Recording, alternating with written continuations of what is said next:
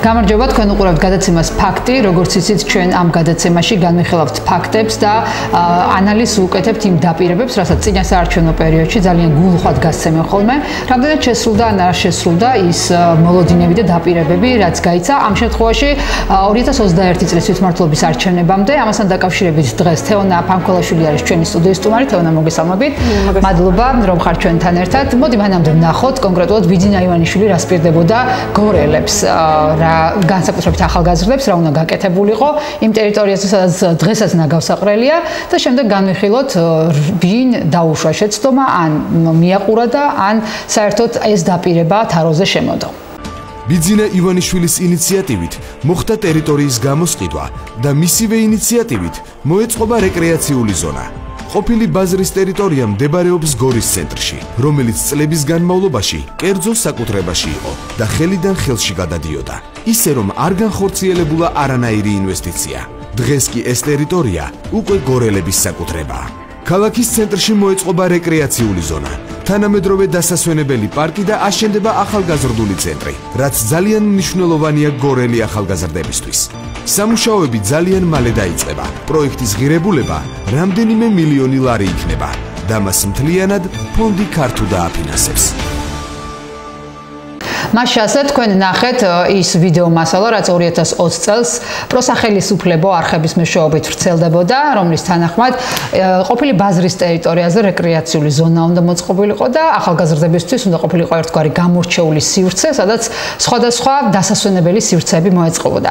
თეონა, შენი საკვლევი თემა სწორედ ეს იყო და მოდი თავიდან უფრო კონკრეტულად უთხრათ, როგორ დაიწყო ეს პროცესი, ვიცით რომ ეს ტერიტორია კერძო საკუთრებაში იყო, ვის გადაეცა, ვინ იყო ჩართული და ასე შემდეგ და შემდეგ უკვე დაპირებაზეც გადავიდეთ. მოგესალმებით კიდევ ერთხელ და მადლობა შესაძლებლობისთვის, რომ კიდევ ერთხელ შემახსენებინა გორელებისთვის თუ როგორ ასრულებს ქართული ოცნება დაპირებებს. ფაქტიურად ყოფილი გორის ბაზარი ახლა ასე შეგვიძლია ვთქვათ, რომ 2011 წლიდან უკვე აღარ ფუნქციონირებდა. იგი დაიკეტა და ჩვენ გვესმოდა სხვადასხვა ხმები იმასთან დაკავშირებით, რომ მანდ რეკრეაციული ზონა უნდა ყოფილიყო და პარკი აშენებულიყო. ასევე მინდა ვთქვა, რომ მოსახლეობა ისიც იცოდა, რომ კორპუსები უნდა აშენებულიყო. ეს რამდენად მართალია არ ვიცი, უბრალოდ მე მოსახლეობიდან გამომდინარე გელაპარაკებით. ერთი სიტყვით შეიცვალა ხელისუფლება, სხვა ხელისუფლება მოვიდა, ქართული ოცნება და დაპირებებზე გასცა. ახლა მე კონკრეტულად ვიტყვი, რომ 2020 წელს, როდესაც არჩევნები იყო და წინა საარჩევნო პერიოდი მიმდინარეობდა, მაშინ გახსოვთ, რომ გუბერნატორი და შემდეგ მაჟორიტარი დეპუტატი იყო გიორგი ხოჯებანიშვილი. იგი ქართულ ბანკის წარმომადგენლებთან ერთად ეწვია ყოფილი ბაზრის ტერიტორიას და შემიძლია მაშინ უკვე ვთქვა და მაშინაც უკვე ეს თვალნათლივ ჩანდა და სიუჟეტშიც ნახავდით, რომელიც თვითონ იმედმა გადაიღო, რომ ნაგავსაყრელად იყო ქცეული.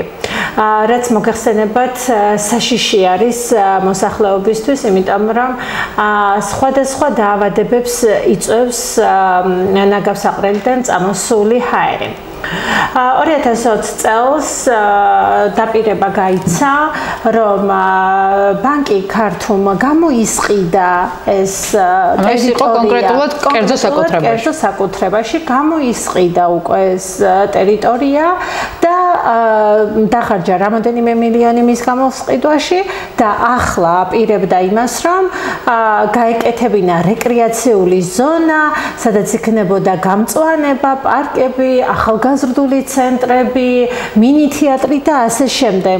დასასვენებელი ადგილი.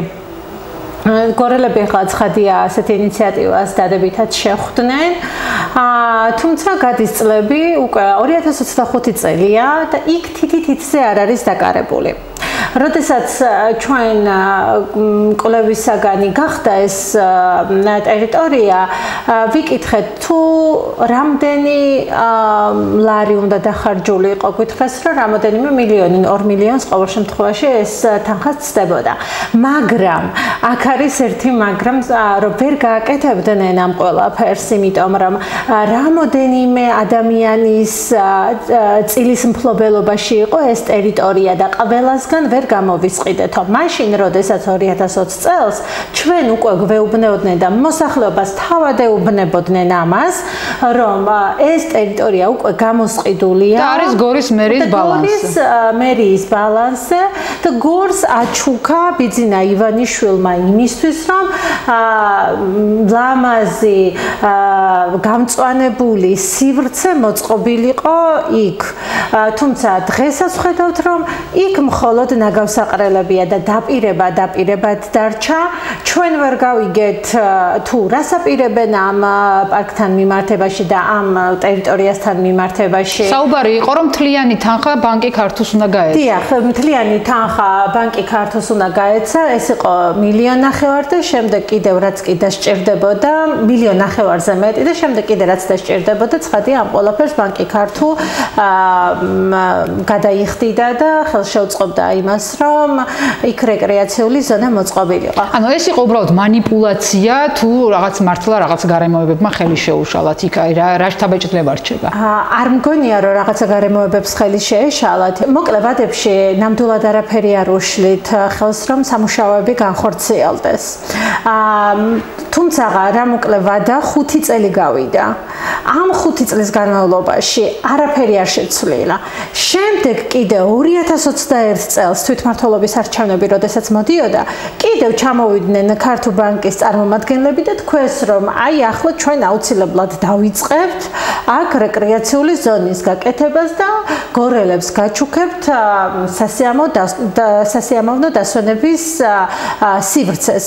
მაგრამ ჩვენ ისევ ნანგრევებს ვხედავთ. აქ შეგვიძლია ნებისმიერი მოქალაქე მივიდეს და ნახოს, როგორი ნაგავსაყრელად და ნანგრევებად არის ქცეული და ახლა გვეუბნებიან იგივეს, რაც წელან თქვი და ისევ გამეორება მიწევს, რომ რამოდენიმე მფლობელობი ადამიანის თუ არ ქონდათ პასუხი და თანხმობა, არის საფუძველზე პირდებოდა. არა და გითხრას, რომ უკვე გამოსყიდული იყო.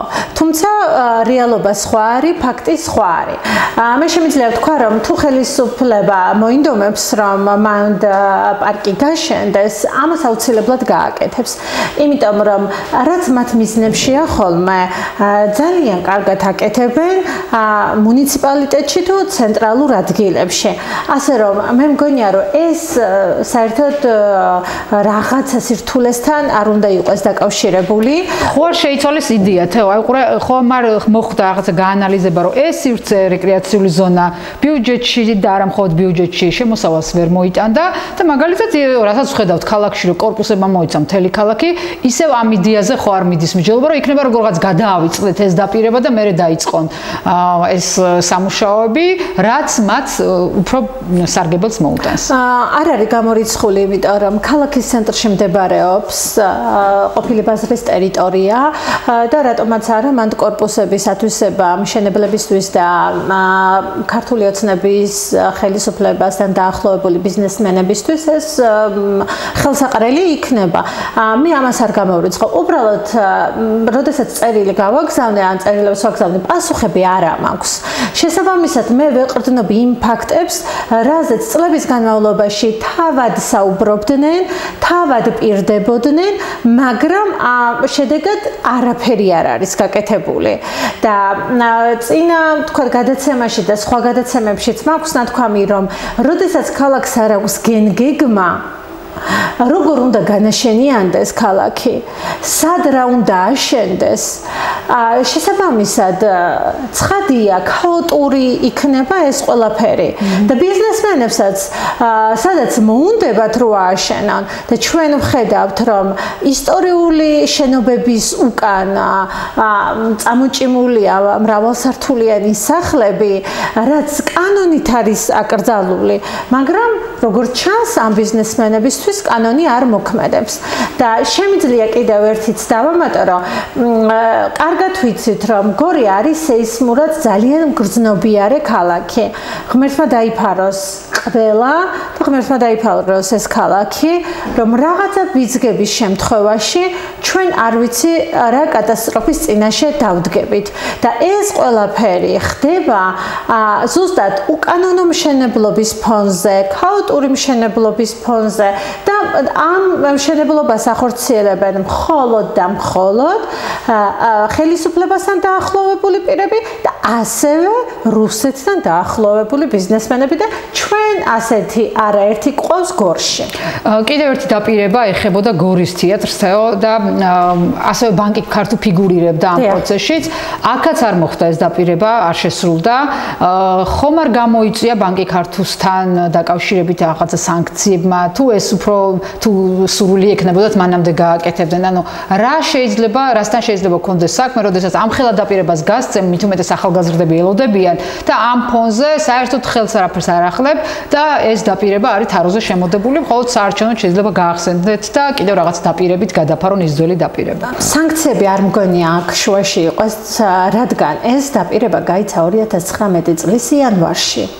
შესაბამისად 2019 წლის იანვარში ბიძინა ივანიშვილი არც დასანქცირებული იყო, არც მისი ხელისუფლების წარმომადგენლები იყვნენ დასანქცირებული და მხილებულები სხვადასხვა კორუფციულ გარიგებებში თუ არადემოკრატიულ ქცევებში. შესაბამისად ეს ძალიან ჩვეულებრივად შეიძლება და გაკეთებულიყო, მაგრამ არაფერი არ გაკეთებულა. შემდეგ კიდე ბიძინა ივანიშვილის ინიციატივით 2020 წელს ადგილზე ჩამოსულმა ქართულ ჯგუფის წარმომადგენლებმა შეაფასეს გორის თეატრის მდგომარეობა და თქვეს, რომ ამას თავიდან ბოლომდე ქართული ოცნება დააფინანსებდა და რეაბილიტაციას გააკეთებდა და მარტო თეატრის კი არა, იქ გარშემო არის სკვერი, სადაც ბავშვები თამაშობენ და ასევე საღამოს სასიამოვნოთ ატარებენ ხანდაზმულებით. რასთან გვაქვს ახლა ჩვენ საქმე? არ შესრულდა ეს დაპირება, რეაბილიტაცია არის გასაკეთებელი და ჩვენ ვხედავთ და თუ ნებისმიერ ადამიანს შეუძლია გაიაროს და უბრალოდ თვალით შეხედოს, შიგნით რომ არ შევიდეს და თქვენ მშენებელიც რო არ იყოს ან რაღაცა დაკავშირებული ამ სფეროსთან რომელიმე ადამიანი, რომ ეს შენობა ინგრევა. ეს არის ისტორიული შენობა, ინგრევა. თეატრი რატომღაც დუმს ამ ყველაფერზე? თეატრი ამაზე დუმს, საერთოდ თეატრი ყველაფერზე დუმს და სამწუხაროა, როდესაც მათ კოლეგასაც აპატიმრებენ ამაზეც დუმს, რამოდენიმე მსახიობის გამოკლებით, რეალურად ყველა დუმს და ამ დროს თავადაც საფრთხეში აყენებენ საკუთარ ჯანმრთელობასაც და საკუთარ თავსაც და ასევე მაყურებლებისაც და ასევე კიდე გავიმეორებ, ღმერთმა დაიფაროს, მაგრამ შესაძლებელია შუა სპექტაკლის დროს რაღაც მოხდეს, ხომ? ამისგან არავინ არ არის დაზღვეული. მით უმეტეს აქვთ ინფორმაცია, რომ საჭიროებს სასწრაფო რეაბილიტაციას და თავადვე აღნიშნეს მათმა ხელისუფლებამ. კი ბატონო, თვითონვე ჩამოვიდნენ, თვითონვე შეამოწმეს, ყავდათ სხვადასხვა სფეროს წარმომადგენლები, მშენებლები, ასე შემდეგ, როგორ უნდა დაგეგმარებულიყო, დაგეგმილიყო ეს შენობა და ასევე გარშემო დასასვენებელი პარკი, მაკეტიც კი წარმოგვიდგინეს დასასვენებელი პარკისა და ასევე მინდა თქვა, წეგან დამავიწყდა, რომ იუსტიციის უკან ყოფილი ბაზრის ტერიტორიაზე ის მაკეტიც წარმოგვიდგინეს, როგორი უნდა ყოფილიყო ეს ყველაფერი, მაგრამ დაპირება ისევ ვიმეორებ, დაპირებად დარჩა და არაფერი არ გაკეთებულა. კიდევ ერთხელ ვიმეორებ, 2020 წელს ბიძინა ივანიშვილს არც სანქციები ჰქონდა, არც მისი ხელისუფლება იყო დასანქციური. თვითონ თუ კი გორის მუნიციპალიტეტის მერის ბალანსია, არც ერთგან რაღაც ბიუჯეტში მაინც არაფერი არ ფიქსირდება, რომ ელემენტარული თუ საკუთარი, ეხლა საკუთარი სახლი რომ დასალაგებელი გაქვს, ხო შენ უნდა იმოქმედოს, სხვა ველოდები, ხო? ამ შემთხვევაში თუ მერის ბალანსია ეს ტერიტორია, მაშინ რატომ არ ყავთ ჩართული იგივე დასუფთავების სამსახური, დაასუფთავონ მაინც, ხო? რაღაც ცოტა ეჭვებს ბადებს და ამის ფონზე, როდესაც ვსაუბრობთ, რომ ახალგაზრდული სივრცეები უნდა ყოფილიყო აქ მოწყობილი, ამის ფონზე ჩვენ ვხედავთ ახალგაზრდული სივრცეების ჩაკეტვას. აი, როგორ შეაფასებ ამ ორი განსხვავებული საკითხის პარალელურად ახალგაზრდების ხელშეწყობა ადგილობრივი მუნიციპალიტეტის მხრიდან რაში გამოიხატება? მე მგონია რომ უკვე არაფერში მხოლოდ მათთან დაახლოებული პირები მუნიციპალიტეტში ვინც მუშაობს შემიძლია ვთქვა ძინარიშვილი ერთი სახელი აღარ მახსოვს დიმაგოგიაშვილი ესენი აკეთებენ სხვადასხვა გასართობებს და ბანაკებს ბავშვებისთვის და საკმაოდ დიდ თანხებსაც იღებენ ამაში სხვა არაფერი არ კეთდება. ახალგაზრდების სივრცე ფოტოგრაფთა კლუბი იყო და ჩვენ ვიცით რომ ჩამოართვეს სასამართლოში ასაქმე და დღეს ხვალ შეიძლება გამოასახლონ ამასაც არავინ არ გამორიცხავს. იყო ასევე ახალგაზრდული ცენტრის ფეისი და განსხვავებული აზრის გამო რომ მისი ხელმძღვანელის რუსაბუზიაშვილის განსხვავებული აზრის გამო და სიმართლის გამო ეს დახურეს თუმცა მათ რაღაცა სამუშაოები ეწყობოდა და პირდებოდნენ ახალგაზრდებს რომ რაღაცა უნდა მოწყობილიყო ამაზეც თუ გაქვთ ინფორმაცია რა თავიდან თითქოს დალაგებას ცდილობდნენ რაღაცა ანუ თვალის ასახვევად რომ ადამიანების რო თურმე მანდ რაღაცას აკეთებდნენ ვითომ მაგრამ რეალურად ახლაც გაივლით დაკეტილია ის სივრცე არ ფუნქციონირებს შესაბამისად იქ ახალგაზრდებიც არ არიან მე არ მახსენდება რაიმე სივრცე იყოს კიდევ ახალგაზრდები სადაც შეიძლება რომ რაღაცა მივიდნენ წაიკითხონ სამაგითო თამაშები ითამაშონ გაცვალონ ერთმანეთში აზრი ფაქტობრივად სტუდენტობაც ჩამკვდარია გორში არსად არავინ არ ჩანს საერთოდ ახალგაზრდობა გორს ყავს თუ არა ესეც საკითხავი იმიტომ რომ ვინც ცოტა განსხვავებული აზრის მქონე იყო და რაღაცის წამოწყება სცადა ან ხელი შეუშალეს ან საერთოდ ქალაქიდან გააქციეს და თვითონვე ხვდებიან რომ ამ ქალაქში ვერაფერს ვერ გააკეთებ თუ პოლიტიკურად არ ხარ მათი მხარდამჭერი და ამ ყველაფერს ღიად არ გამოხატავ. რითი შეიძლება დავაკავოს დღეს ახალგაზრდები ქალაქში? ზუსტად ვერ გეტყვით ამას ამ ხელისუფლების პირობებში, იმიტომ რომ ახალგაზრდებს არ აქვთ სივრცეები. არ აქვთ პერსპექტივა იმისთვის, რომ თუნდაც აი ამ ქალაქში, გორში განვითარდნენ და ისინი მიდიან თბილისში ან უმეტეს შემთხვევაში საზღვარგარეთ ევროპაში.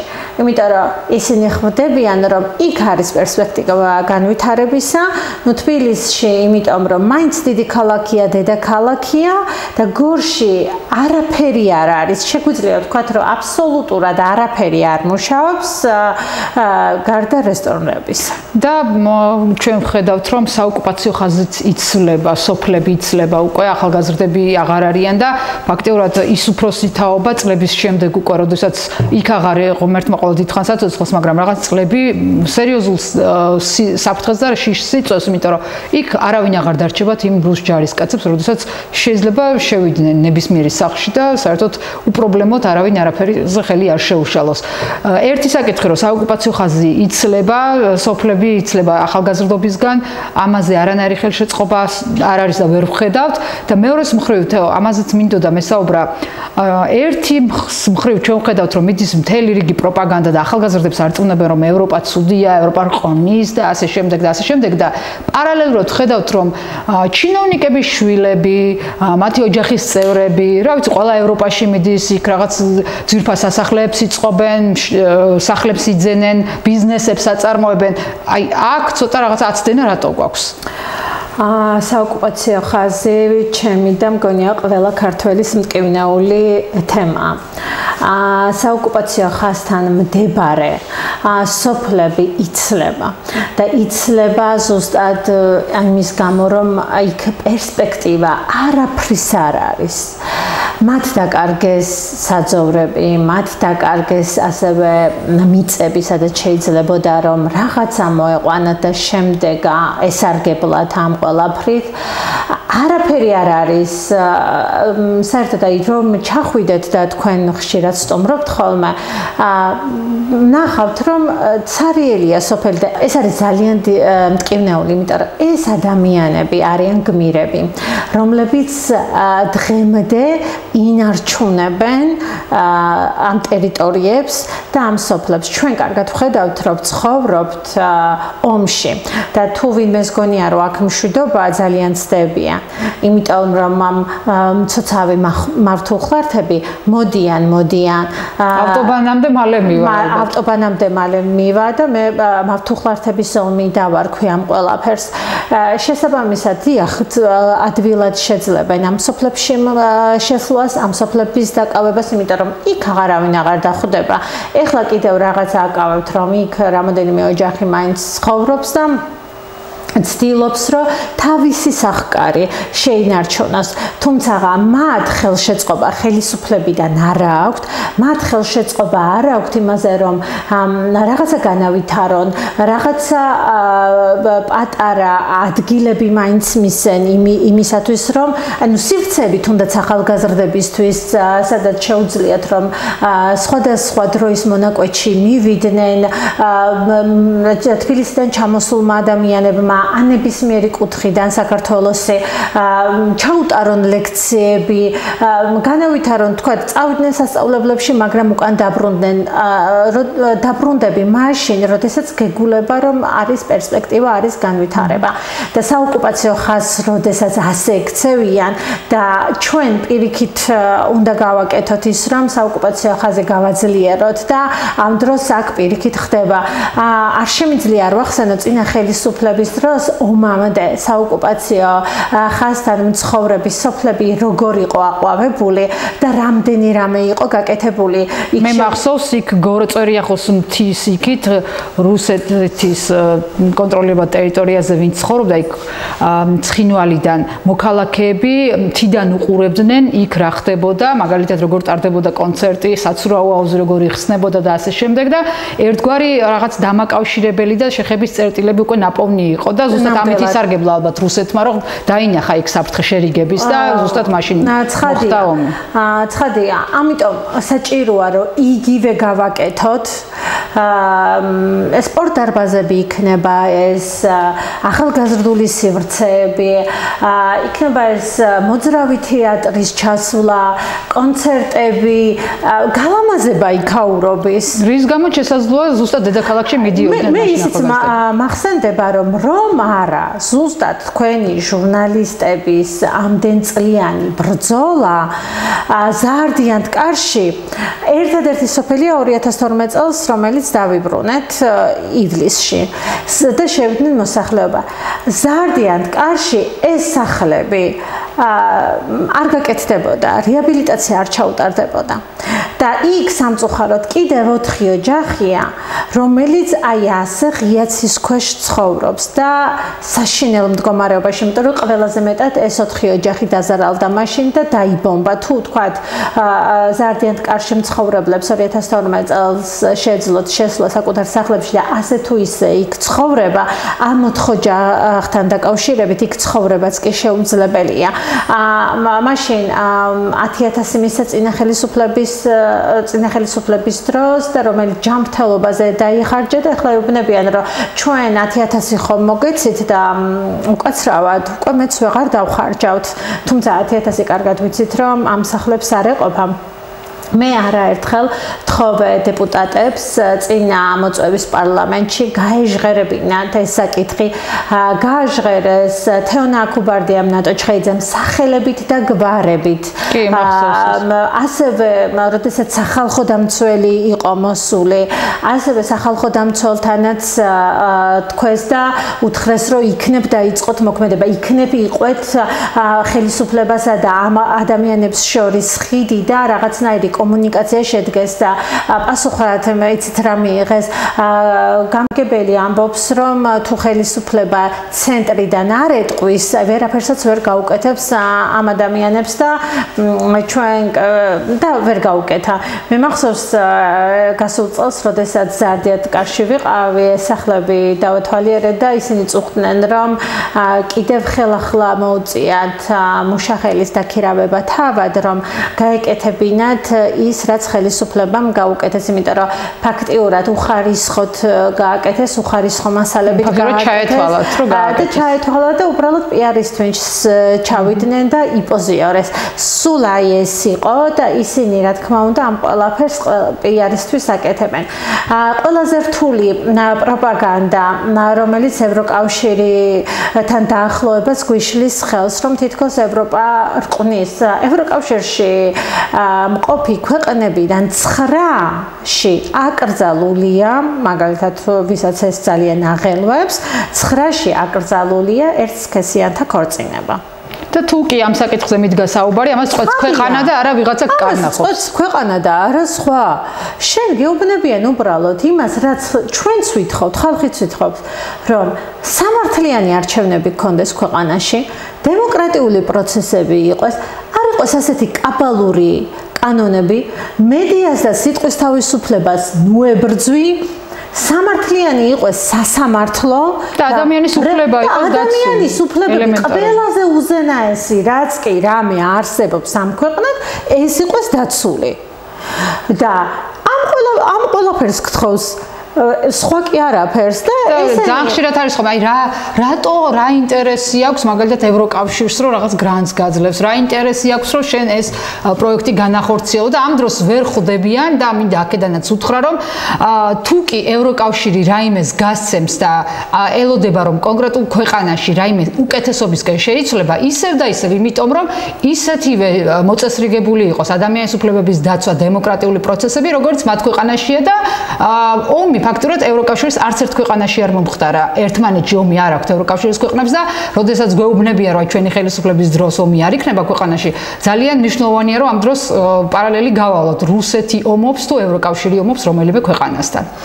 თეონა, თუ რამის დამატება გინდა, დავამატოთ და დავამატებ იმას, რომ მშვიდობაზე შეთანხმდა ევროკავშირის წევრი ქვეყნები მეორე მსოფლიო ომის შემდეგ, ეს ხელშეკრულება მათ არ დაურღვევიათ და დიახ, მათ უნდათ რომ ქვეყნები ჩვენაირი პატარა განვითარების ქვეყნებს მისცენ შესაძლებლობა იმისა, რომ დიახ, უფრო წინ წავიდნენ, განვითარდნენ და ბევრი სიკეთე გაკეთეს და ძალიან ბევრი სასიკეთო ცვლილებები, რაც კი რამე გაკეთებულა, ეს მხოლოდ ამერიკის და ევროკავშირის დახმარებით.